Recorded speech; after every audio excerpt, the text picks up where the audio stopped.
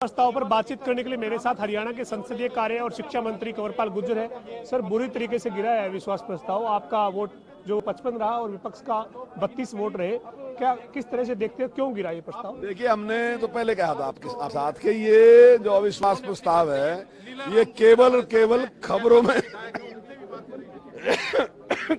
रहने के लिए था। वो उसमें वो सफल रहेंगे 15 दिन तक वो कहते रहे हमें विश्वास प्रस्ताव लेके आएंगे, अविश्वास प्रस्ताव लेके आएंगे। और जब हाउस में जिस पे डिस्कशन शुरू हुई तो उन्होंने तभी मान लिया था कि भाई इसमें कुछ नहीं है, सारा का सारा क्योंकि आपके साथ बहुमत है, इसमें कुछ नहीं है, और वो स्वीकार कर लिया। और मुझे लगता है कि हमें इसका बड़ा फायदा आया। स्वयं माननीय मुख्यमंत्री जी ने भी कहा है कि भाई आप 6 महीने में जरूर लेके आया करो ताकि हम अपनी सारी बातें बता दें।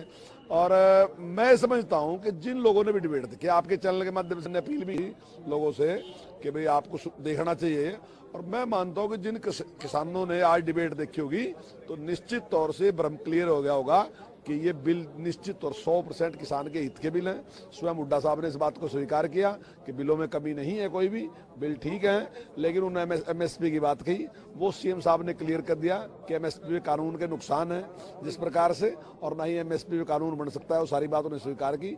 जहां तक जिस प्रकार से विरोध करने की बात है, जब हमने वो बात रखी तो स्वयं हुड्डा साहब ने कहा कि वो तरीका बिल्कुल गलत है, लोकतंत्र के खिलाफ है। उन्होंने स्वयं कहा, जब हमने कहा कि हमें आपको ये बात कहनी चाहिए, जनता के सामने भी कहनी चाहिए, तो उन्होंने कहा कि नहीं, मैं तो कहता हूँ कि तरीका ठीक नहीं है। तो मेरा ख्याल है हम पूरी तरीके से सफल रहे इस सारे के सारे में।